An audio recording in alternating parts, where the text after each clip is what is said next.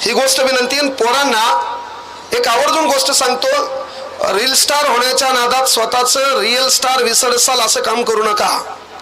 कारण गोष्ट काय माहितीये का, दरवर्षी जयंती ती महापुरुषावर आपण बोलतो, पण घेतलं काय हा फार मोठा प्रश्न आहे.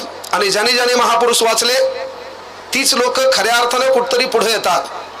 कुठली गोष्ट लक्षात घ्या, विचारमंच आहे, विचारमंचावर यायला सत्ता लागते.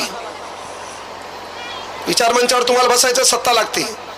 सत्ता प्रत्येकाच्या नशिबात येत नाही भाऊ. विचारमंचावर सत्ता नसेल तर दुसरी गोष्ट मालमत्ता लागते. मालमत्ता तर तू काय रेतीचं ट्रॅक्टर चालवणार का? हा, लोकांच्या मुंढ्या मोडणार, काय करणार? नाहीये. सात्विक मार्गाने कमवलेला पैसा. समाधानाची झोप कधी येते माणसाला?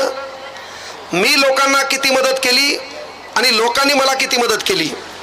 पण मी केलेली लोकांना मदत, लोकांनी मला केलेल्या मदतीपेक्षा जेव्हा यादी मोठी बनती का, तेव्हा समाधानाची माणसाला झोप लागत असते.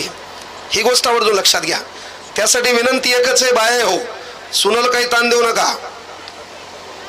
कळलं का?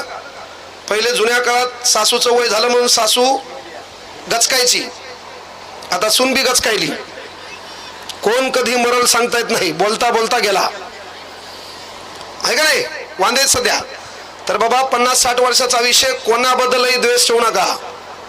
जिभेवर साखर ठेवा, डोक्यावर बर्फ ठेवा, उद्योग करा, व्यवसाय करा, पैसे कमवा. व्हॅल्यू पैशाचीच आहे.